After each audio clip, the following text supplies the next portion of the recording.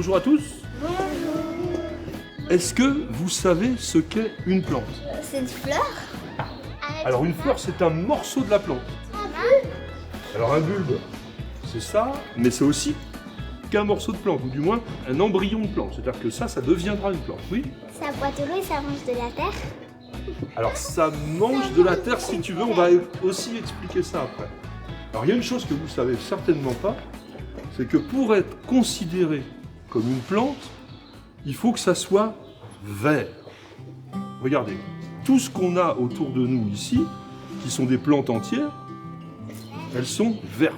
Pourquoi est-ce qu'une plante est verte? Parce qu'à l'intérieur, il y a ce qu'on appelle la chlorophylle. La chlorophylle, elle sert, grâce à la lumière, de permettre à la plante de manger. Elle va manger quoi, la plante? Moustique. Alors, il y a certaines plantes, effectivement, qui mangent des moustiques. Mais d'une manière générale, la plante, plutôt, elle a d'abord des racines. Est-ce que sur cette table, vous voyez des racines? En dessous, ça. Alors, tout à l'heure, tu m'as dit, les radis, c'était pas une plante parce que tu voyais ça. Eh bien, ça, c'est la racine du radis. Quand tu manges un radis, tu manges une racine. Est-ce que ça ressemblerait pas à une racine? La carotte, où est-ce que ça pousse? Ça pousse dans la terre. Eh oui, les enfants, dans la terre.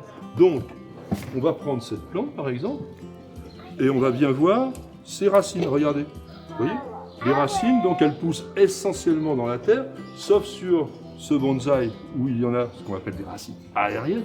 Mais là, vous avez donc des racines. Alors, qu'est-ce qu'elles font, les racines? Les racines, elles boivent de l'eau.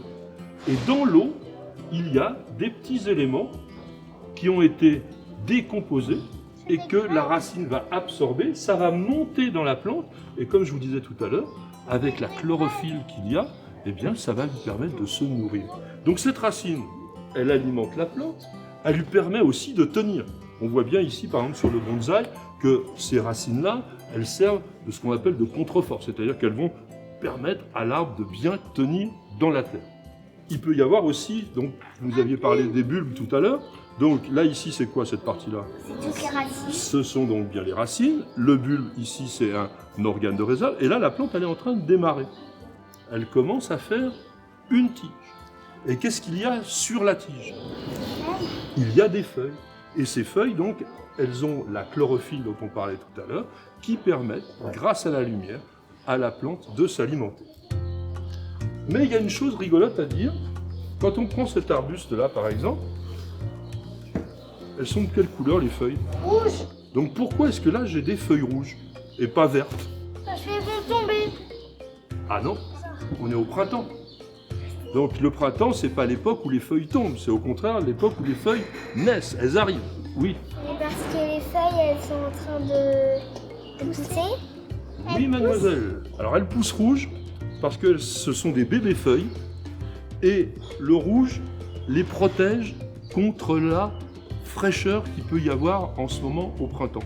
Hein, il fait froid le matin en ce moment, et donc si elles étaient vertes, très très tendres, fragiles, eh bien elles pourraient griller, comme on dit, geler s'il fait trop froid. Qu'est-ce qui va se passer sur la plante normalement quand elle va avoir commencé à pousser? Elle va avoir des fleurs. Elle va faire des fleurs, mais oui, bien entendu. Elle va faire des fleurs. Est-ce que toutes les plantes font des fleurs? Non. Il y a des plantes qui ne font pas de fleurs. Elle est rigolote celle-là parce qu'on l'appelle la fougère. Vous voyez, c'est une fougère, patte de lapin. Un petit peu comme si c'était effectivement une patte de lapin. Les fougères qui sont des plantes, on dit primitives, donc des plantes qui étaient là il y a très longtemps, vous n'avez même pas idée, eh bien ce sont des plantes qui ne fleurissent pas. Elles ne donnent pas de fleurs. Et regardez ça, c'est quoi ça? C'est un sapin. Oui, alors on peut dire que c'est un sapin. Nous les botanistes, on appelle ça un conifère. Un conifère, pourquoi? Parce que regardez, à la place des fleurs, on a quoi là? Des petits cônes. Des petits cônes, et donc ça, ce sont des plantes aussi qui ne font pas de fleurs. Alors sur la table, il y a quelque chose de particulier. Ici, là, au milieu, c'est quoi? Des champignons. Alors, ce sont des champignons, effectivement. Et les champignons, est-ce que ce sont des plantes? Non. C'est des champignons. Il n'y a pas de vers. Donc les champignons ne sont pas des plantes, ce sont des êtres à part qui ont une vie tout à fait particulière et qui, contrairement aux plantes, on a dit tout à l'heure qu'une plante, grâce à sa chlorophylle, était capable de fabriquer sa nourriture grâce à l'eau qui avait été pompée par les racines. Donc le champignon, lui, ne peut pas, il est obligé de vivre sur d'autres plantes. Donc on en était arrivé à la floraison. Voilà une fleur donc d'amaryllis, on appelle amaryllis cette fleur. Donc ça apparaît toujours au bout de quoi? La fleur. La tige. Au bout de la tige, très très bien. La fleur va attirer des insectes et notamment les abeilles. Alors qu'est-ce qu'elles vont trouver dans la fleur, les abeilles? Du pollen. Et Du miel. ah non, le miel, ça sera après, ce sont les abeilles qui vont faire le miel. Il y a deux choses qu'elles trouvent. Le pollen, c'est très bien. Et le nectar. Nectar, oui. Le fait qu'il y ait du nectar, le fait qu'il y ait des couleurs, le fait qu'il y ait aussi parfois, comme ici, il y a des petits points comme ça. À quoi servent les petits points? Eh bien, c'est comme un aéroport. Vous savez, dans les aéroports, vous avez déjà vu, il y a des lumières partout pour guider les avions qui vont atterrir. Eh bien ça sert aux abeilles exactement comme dans les aéroports pour les avions, pour leur dire c'est par là qu'il faut que tu ailles, et elles vont se poser sur la plante de façon à aller souvent tout à fait au cœur pour chercher ce fameux nectar. Mais vous avez parlé d'une chose très intéressante aussi qui est le pollen. Sur cette fleur-là, par exemple, où est le pollen? Eh oui, ma puce, il est bien là, il est à l'extrémité de ce que l'on appelle les étamines. Étamines, où il y a donc le pollen, eh bien ce sont des parties mâles. Hein. Et qu'est-ce qu'il y a là au milieu là? Eh oui, au milieu il y a la fille. Donc la fille qui est le pistil. Ça veut dire que la fleur, ça sert à faire des bébés pour la plante.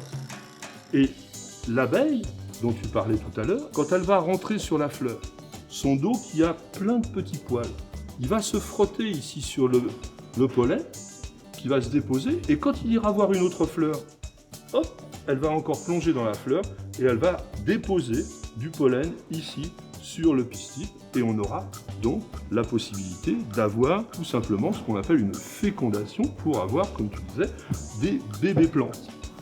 Et ces fleurs qui ont été donc fécondées, elles ont donné, c'est quoi ça? C'est un fruit. C'est un fruit, exactement, très très bien.